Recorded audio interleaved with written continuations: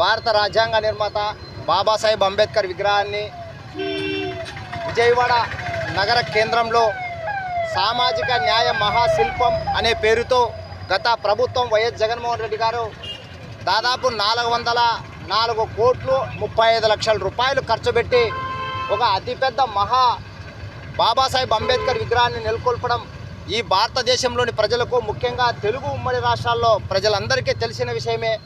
మరి అటువంటి బాబాసాహెబ్ అంబేద్కర్ విగ్రహం ముందు ఉన్నటువంటి పేరును ధ్వంసం చేస్తూ నిన్నటి దినం తెలుగుదేశం పార్టీ నాయకులు రాత్రి వేళల్లో చీకటిలో కరెంటు దీపాలు ఆఫ్ చేయించి అక్కడ పోయి సుత్తులు మరి ఇతర మారణాయుధాలతో ఆ విగ్రహం కాంపౌండ్లోకి చొరబడి అక్కడ ధ్వంసం చేయడం పూర్తిగా ఇది ఒక తప్పుగా భావిస్తూ ఈ దుశ్చర్యని యావత్తు తెలుగు రాష్ట్రాల్లోని ప్రజలంతా ఖండించాలని చెప్పేసి ఈరోజు దళిత సంఘాల ఐక్యవేదిక ఆధ్వర్యంలో నిరసన తెలియజేయడం జరుగుతుంది.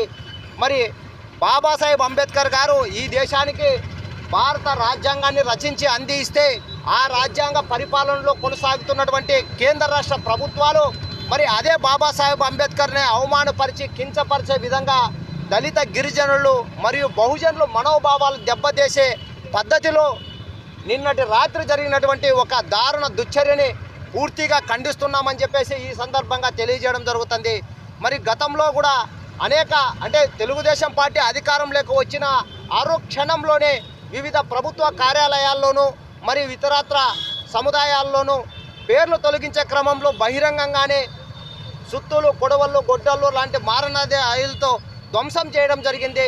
మరి అదే కాక నిన్నటి దినం ఈ రాష్ట్రంలో ఒక బ్లాక్ డేగా పూర్తిగా ఎస్సీ, ఎస్టీ, బీసీ, మైనార్టీ వర్గాల నుండి దెబ్బతీసి వాళ్ళని అవమానపరిచి కించపరిచే పద్ధతిలో జరిగినటువంటి సంఘటనను మేమంతా ఖండించాలి, దీన్ని నిరసన వ్యక్తం చేయాలి. దీనికి కారకులైనటువంటి వారిపై SC, ST atrocity act case కూడా నమోదు చేయాలని చెప్పేసి ఈ సందర్భంగా తెలియజేయడం జరుగుతుంది. సుగమంచి శ్రీనివాసులు, సమతా సైనిక్ దళ్ జిల్లా అధ్యక్షుడు. ఈరోజు దళిత సంఘాల ఐక్యవేదిక ఆధ్వర్యంలో నిన్న జరిగినటువంటి బాబాసాహెబ్ అంబేద్కర్ విగ్రహం మీద కొంతమంది అల్లరి మూకలు లేదంటే మతి లేని, విఘ్నత లేని కొంతమంది వ్యక్తులు వాళ్ళ వెనకలు ఉన్నటువంటి అంతకంటే మతి లేని, జ్ఞానం లేని వ్యక్తుల ద్వారా జరిగిన ఈ దాడి యావత్ భారతదేశానికి, ప్రపంచానికి అవమానకరమైనది. ఎందుకంటే కొంతమందికి మేము ఈ పత్రికా మీడియా ద్వారా, ఎలక్ట్రానిక్ మీడియా ఏం చెప్తున్నామంటే, అయ్యా బాబు, మీకు డాక్టర్ బాబాసాహెబ్ అంబేద్కర్ గారి గురించి తెలియకపోతే ఇంగ్లీష్లో, తెలుగులో ఆయన బుక్కులు వస్తాయి. ఫస్ట్ ఈ భారతదేశంలో ఉన్న SC, ST, BC, minority, OC, అదేవిధంగా ప్రపంచంలో ఉన్న ప్రతి ఒక్కరూ ఆయన గురించి చదవండి. కాన్స్టిట్యూషన్ అనేది 2.5 సంవత్సరం కొన్ని వేల రాజ్యాంగాలని ఆయన పరిశీలించి రాయడం జరిగింది. అదే కాన్స్టిట్యూషన్ కింద మీరు ఈ పదవులు అనుభవిస్తున్నారు.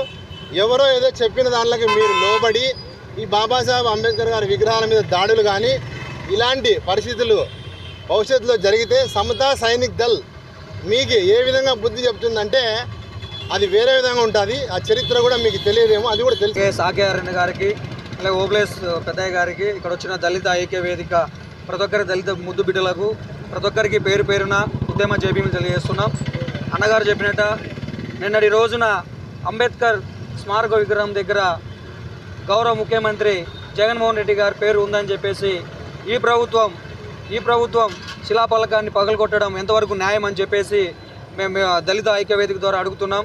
అలాగే దళితుల మీద జరుగుతున్న అన్యాయాన్ని పరిగణలోకి తీసుకోకుండా, అలాగే నిన్నటి రోజున లైట్లు ఆఫ్ చేసి శిలాఫలకాన్ని పగలగొట్టడం డాక్టర్ బిఆర్ అంబేద్కర్ గారి మీద సుత్తి వేసినట్లు, అలాగే దళితులని అణచవేసడానికి ఇది కూడా ముఖ్య కారణం అని చెప్పేసి దళిత ఐక్యవేదిక ద్వారా తెలియజేస్తున్నాం.